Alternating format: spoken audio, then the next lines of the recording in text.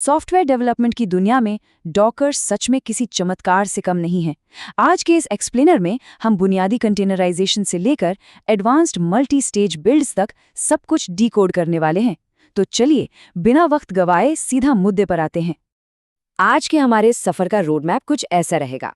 सबसे पहले the pre Docker chaos, फिर Docker versus virtual machine, images, containers और hub, building with Docker files, optimizing, multi stage builds और आखिर में डॉकर कंपोज और CI/CD। तो चलिए शुरू करते हैं हमारे पहले पड़ाव से। Number 1, the pre Docker chaos. जरा सोचिए, कंटेनर्स के आने से पहले किसी भी सॉफ्टवेयर को डेवलप करना कितना सिरदर्द वाला काम था। हर एक सर्विस को सीधे ऑपरेटिंग सिस्टम पर इंस्टॉल करना पड़ता था। डेटाबेस या मैसेज ब्रोकर्स को अलग अलग सिस्टम्स पर मैनुअली सेट करना, मतलब गलतियों की पूरी गुंजाइश। लेकिन डॉकर ने ये सब बदल दिया। अब बस एक सिंगल कमांड रन कीजिए और बूम, ये इंटरनेट से एकदम स्टैंडर्डाइज्ड पैकेज ले आता है ना कमाल? अब बढ़ते हैं दूसरे सेक्शन की ओर। Number 2, Docker versus virtual machine. आखिर डॉकर इतना खास क्यों है?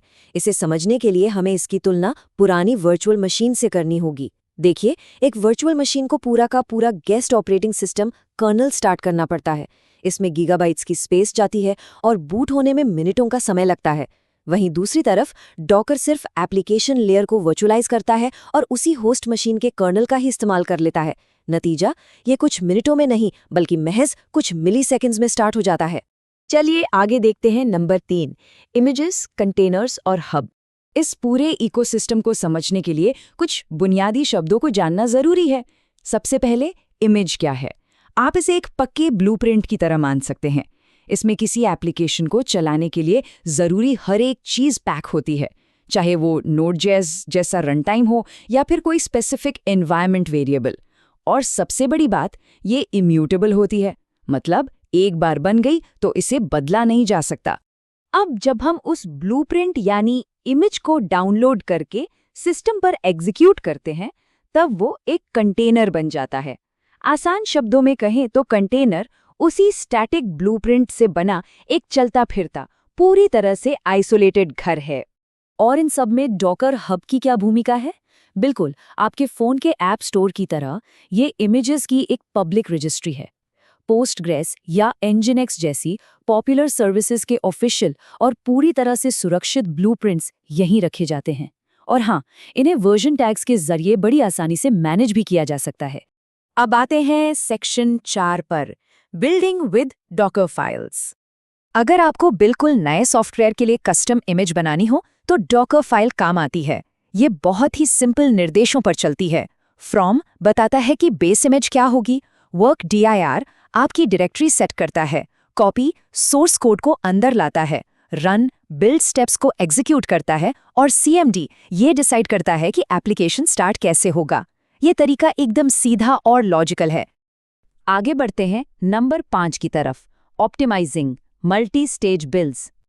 अब एक बड़ी समस्या की बात करते हैं। हम भारी भरकम और साइज में बहुत बड़ी प्रोडक्शन इमेजेस को कैसे ठीक करें? अगर हम अपने फाइनल पैकेज में कंपाइलर्स या टेस्टिंग फ्रेमवर्क जैसे सारे टूल्स छोड़ देंगे तो जाहिर है स्टोरेज का खर्च तो बढ़ेगा ही, साथ ही सिक्योरिटी के लिहाज से भी अटैक सरफेस बेवजह बहुत बड़ा हो जाता है। इसी प्रॉब्लम का सटीक उपाय है मल्टी स्टेज बिल्ड्स। इसमें हम भारी कंपाइलेशन वाले हिस्से को final light weight run time से एकदम अलग कर देते हैं। एक से ज्यादा फ्रॉम स्टेटमेंट्स का इस्तेमाल करके डेवलपर्स पहले कोड को एक भारी बिल्डर स्टेज में कंपाइल करते हैं, फिर वहां से सिर्फ जरूरी कंपाइल्ड बाइनरी को ही निकालकर लाइट वेट फाइनल स्टेज में डाल देते हैं। फालतू का कचरा बाहर। इस तकनीक का असर देखना है, जरा 428 मेगाबाइट्स के इस आंकड़े को देखिए। सोर्स मटेरियल के एक सैंपल स्प्रिंग बूट एप्लीकेशन में सिर्फ मल्टी स्टेज बिल्ड इस्तेमाल करने से उसका फाइनल साइज 880 मेगाबाइट से घटकर सीधा 428 मेगाबाइट रह गया। मतलब साइज भी आधा और परफॉर्मेंस भी बेहतरीन। और अब हमारा आखिरी सेक्शन, नंबर 6, डॉकर कंपोज और CI/CD। आज के मॉडर्न एप्लीकेशन सिर्फ एक कोड का टुकड़ा नहीं होते, वो वेब APIs, फ्रंट एंड और डेटाबेस का एक पूरा इकोसिस्टम होता है।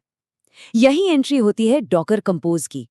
YAML फाइल्स का इस्तेमाल करके ये रिएक्ट क्लाइंट्स, नोड सर्वर्स और डेटाबेस जैसे बड़े और कॉम्प्लेक्स टैग्स को एक ही समय पर आसानी से लॉन्च कर सकता है, वो भी उनके शेयर्ड नेटवर्क्स और वॉल्यूम्स के साथ। और बात जब मॉडर्न CI/CD पाइपलाइंस की हो, तो वहां भी डॉकर का जलवा है। जैसे ही कोड कमिट किया जाता है, ये तुरंत इमेज का एक ऑटोमेटेड बिल्ड ट्रिगर करता है। फिर इस इमेज को एक सुरक्षित प्राइवेट रजिस्ट्री में पुश कर दिया जाता है, जहां से डिप्लॉयमेंट सर्वर उसे बिना किसी दिक्कत के पुल करके रन कर देता है। सब कुछ एकदम स्मूथ। तो चलिए इस एक्सप्लेनर को एक बड़े सवाल के साथ खत्म करते हैं।